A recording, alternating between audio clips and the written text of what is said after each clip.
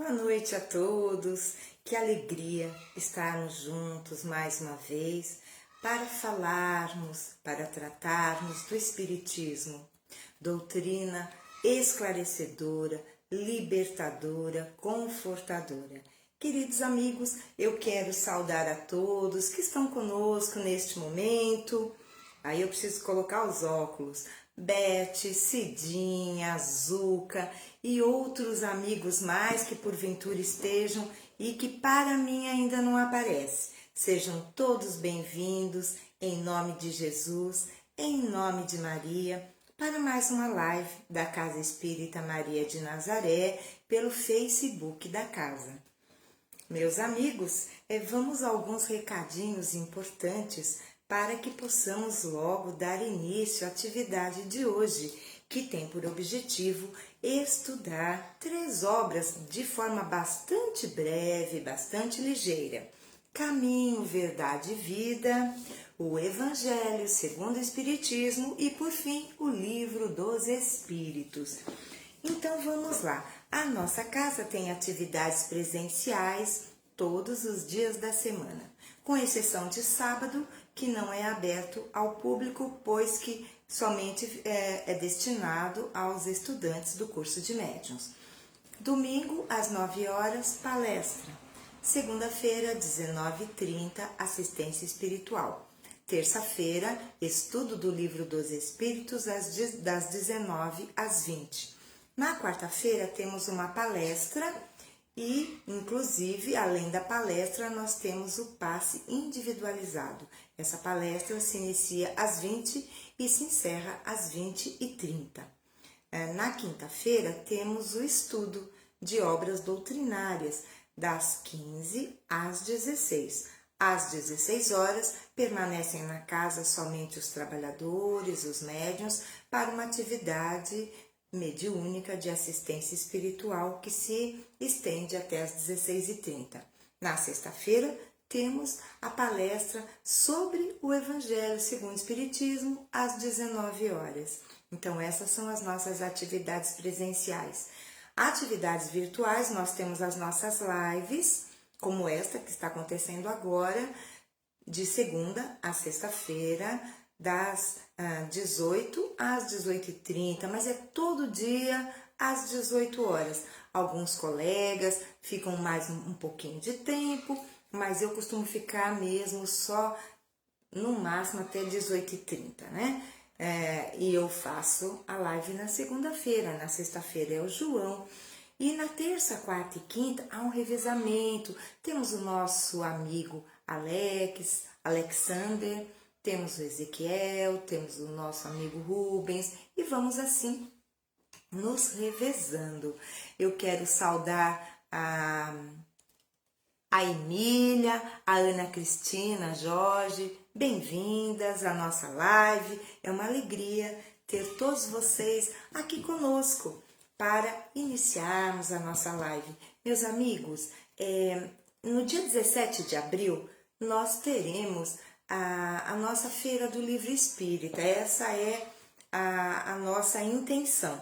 E para isso estamos recebendo livros usados espíritas para que possamos vendê-los a preços bastante pequeninos, tipo 2, 3, 5 reais. São preços bem reduzidos. Então, quem tiver em casa livros que possa nos doar, estamos aguardando e ficaremos muito gratos.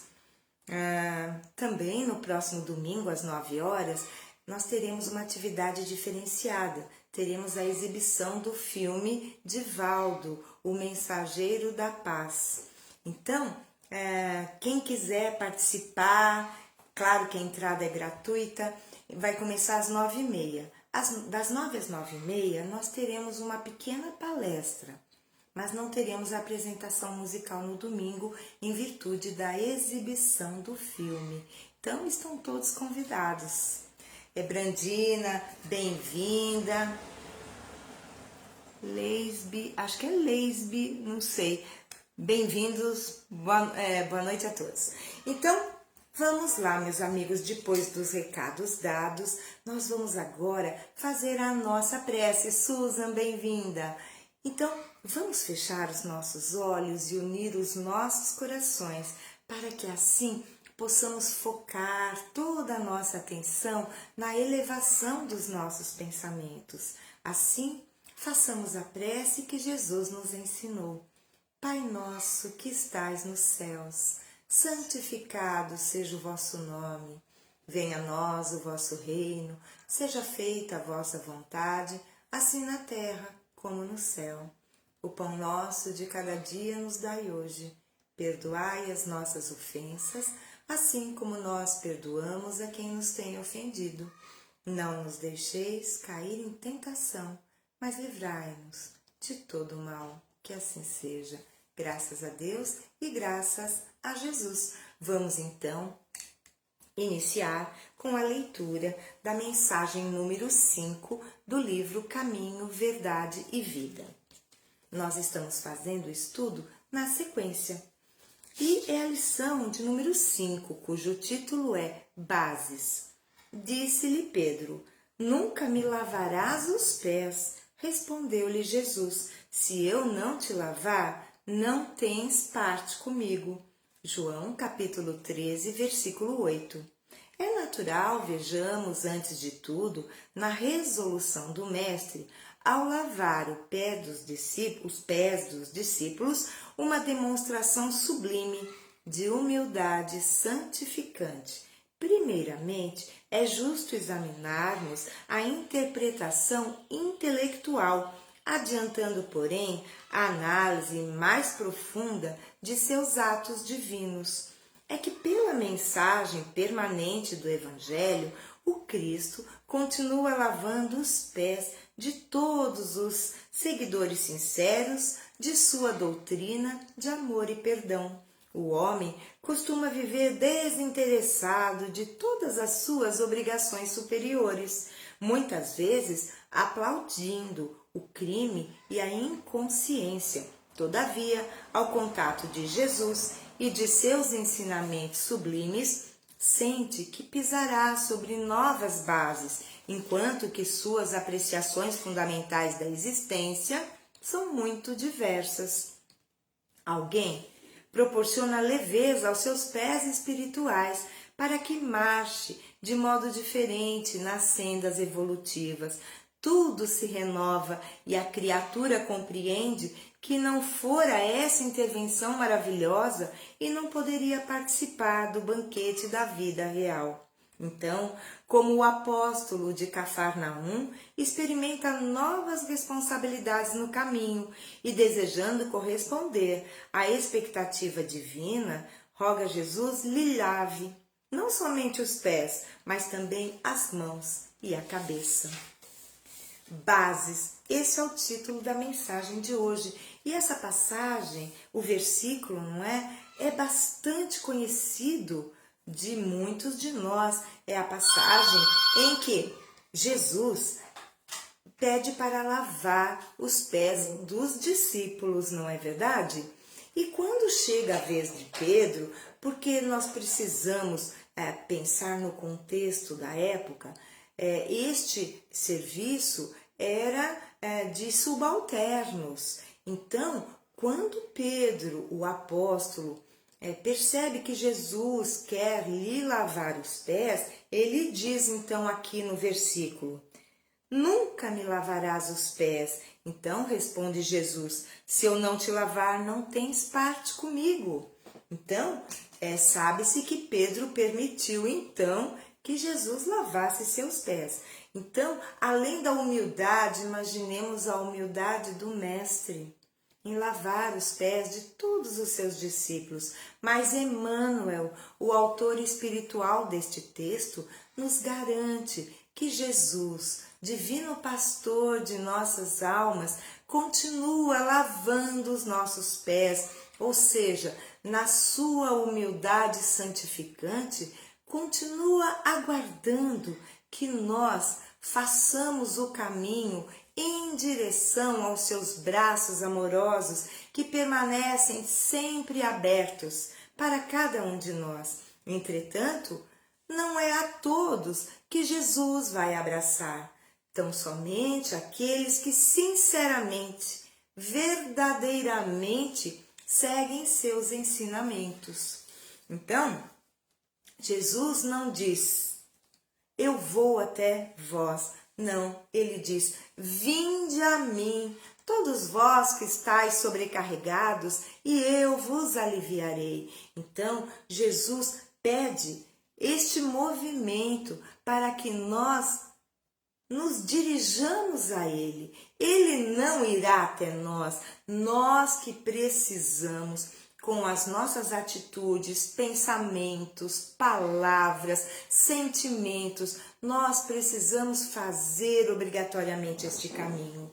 O título da mensagem de hoje é Bases. Então, quando pensamos numa base, vamos pensar numa casa, numa construção. Qual é a base de uma casa? O alicerce. Qual é a base do nosso corpo que nos mantém em pé? Os nossos pés.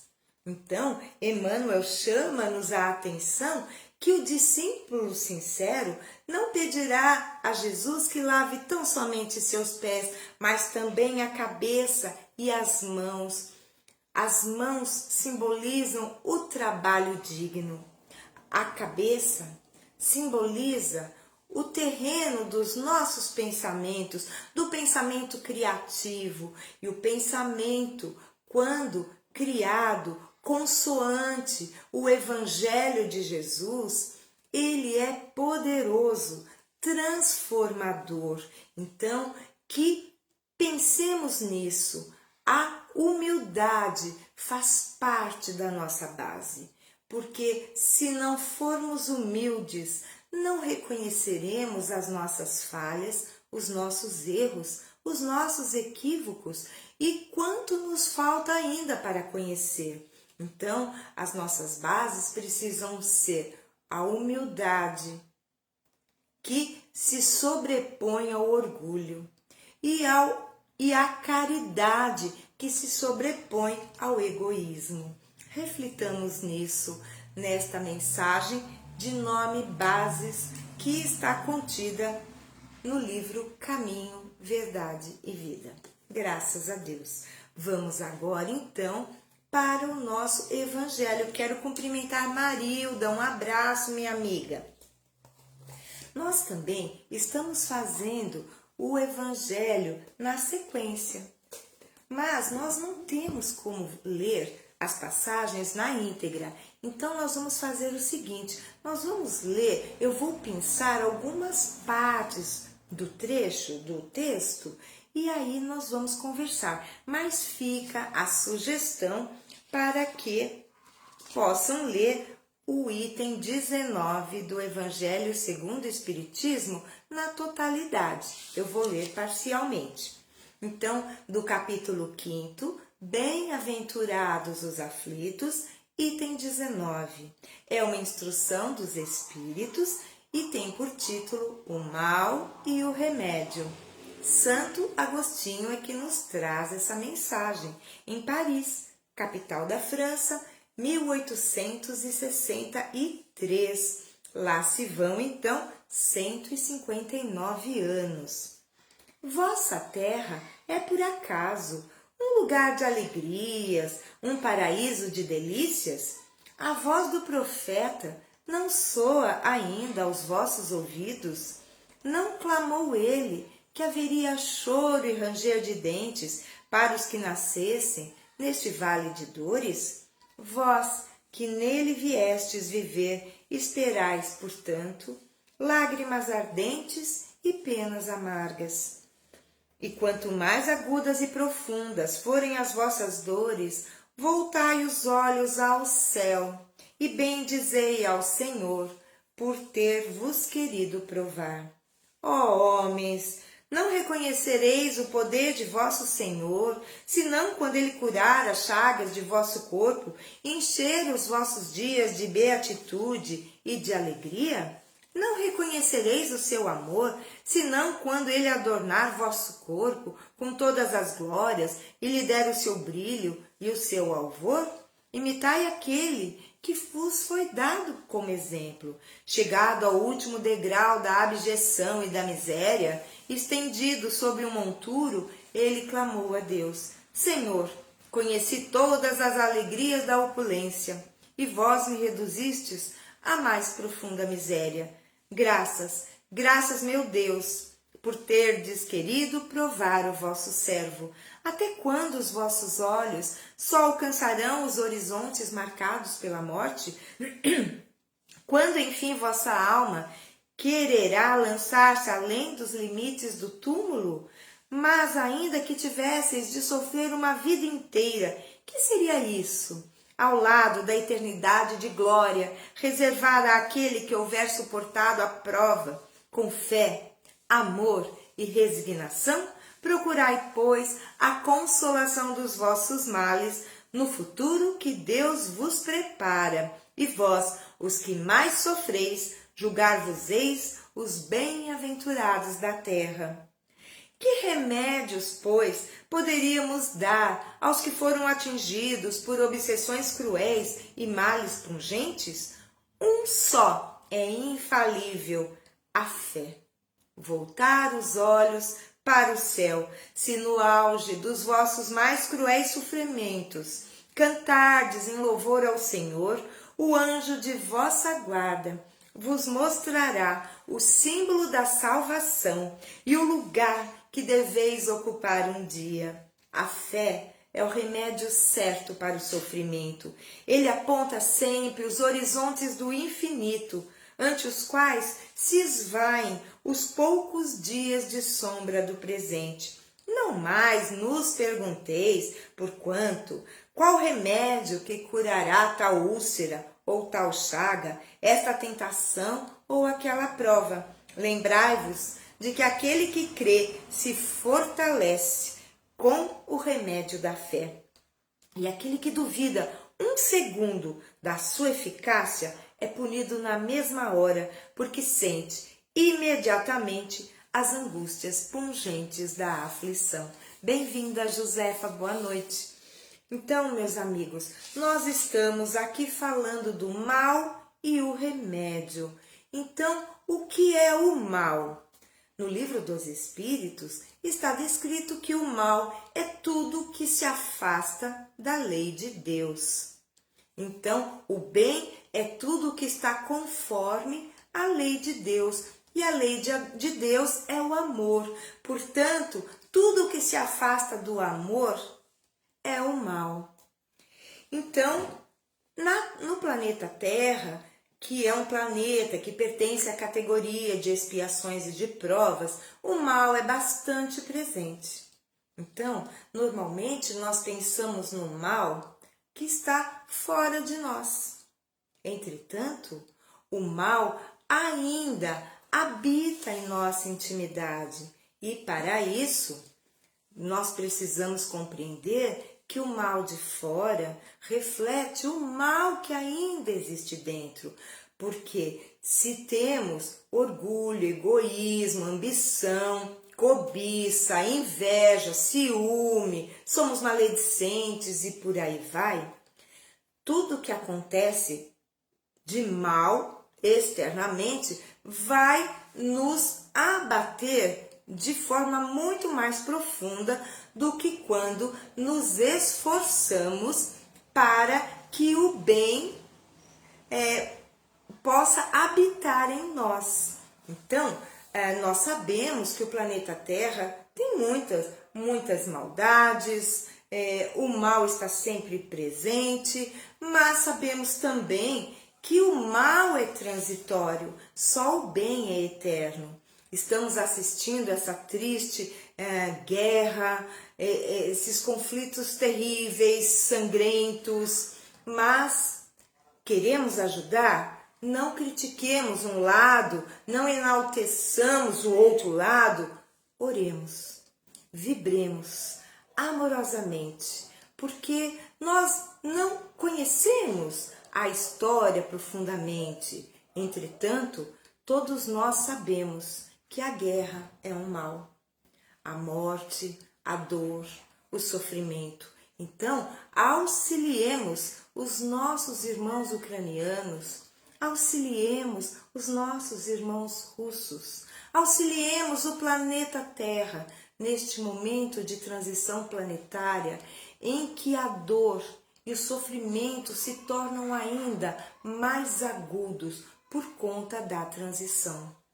E o texto vem nos falar do mal, mas também do remédio. Um remédio que está ao alcance de cada um de nós. Ninguém está isento de ter fé. É um remédio gratuito. Não se compra, não se aluga. A fé é algo nato, precisa estar em nós, precisa nascer em nós. Diz uma mensagem do Evangelho que a fé não se prescreve. Não adianta a mãe ter fé e que ela vai passar essa fé para o seu filho. Não, porque a fé é uma questão individual. Então, a doutrina espírita, com muita lógica, evocando o nosso raciocínio, nos faz ver a bondade divina em tudo e em todos.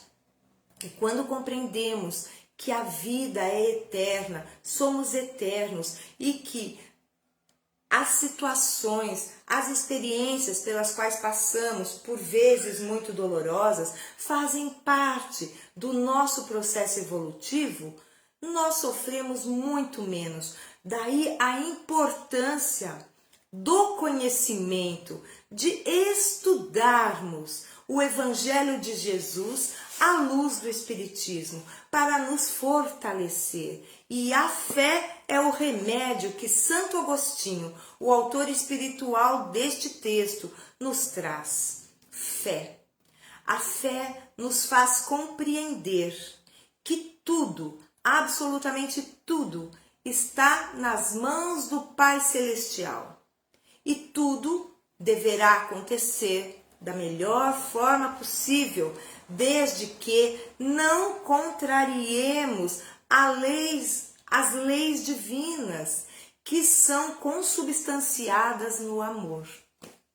Então, a fé é o verdadeiro remédio que nos fortalece, que nos faz suportar as agruras, as dificuldades da vida. Então, não nos esqueçamos das nossas preces diárias.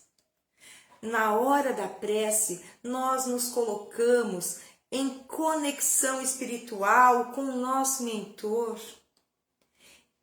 E o nosso mentor só quer o nosso bem. Ele quer que nós tenhamos sucesso na atual jornada terrena. Este é o papel dele, nos fortalecer, nos levar adiante para esse sucesso. O nosso mentor, os nossos amigos do plano espiritual, espíritos familiares, eles querem que nós tenhamos sucesso, eles não querem que nós fracassemos. Então, tenhamos fé, tenhamos a curiosidade salutar do conhecimento. Deixa eu cumprimentar aqui também Carolina. Carol, querida, um abraço, seja bem-vinda à nossa live. Então, meus amigos, o mal ainda perdura na Terra, mas logo, logo, o planeta Terra será um planeta regenerado e aí o mal vai diminuir, mas nós sabemos que o bem só reinará eterno nos planetas sublimes, nos planetas celestes ou também chamados divinos. Até lá, o mal ainda perdurará, só que cada vez em nível menor. Queridos amigos, vamos agora para a nossa questão de O Livro dos Espíritos. Vamos para a questão de número 634. E ela diz o seguinte, e olha que interessante, eu não havia percebido, mas a questão 634, que é na sequência do nosso estudo, também fala do mal. Diz assim, Kardec indaga, por que o mal se encontra na natureza das coisas? Falo do mal moral. Deus não poderia criar a humanidade em melhores condições Então vejam bem, Kardec faz essa pergunta, que interessante, o mal e o remédio, e aqui Kardec falando do mal.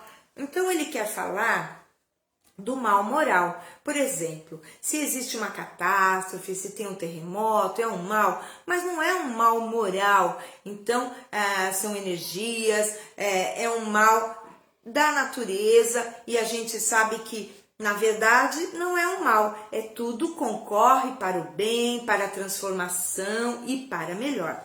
Mas Kardec indaga por que esse mal? Por que o mal se encontra na natureza das coisas, na natureza do ser humano, que ainda está em vias de perfeição, mas está bastante afastado ainda, mas um dia chegará realmente ao reino angelical. Mas ele quer saber por que Deus não criou a humanidade em melhores condições. Aí os espíritos respondem, já te dissemos. Aí ele puxa a orelhinha, né, do Kardec. Os espíritos puxam a orelha dele. Já te dissemos, os espíritos foram criados simples e ignorantes. Deus deixa ao homem a escolha do caminho. Tanto pior para ele se seguir o mal. Sua peregrinação será mais longa. Se não existissem montanhas, não poderia o homem compreender que pode subir e descer.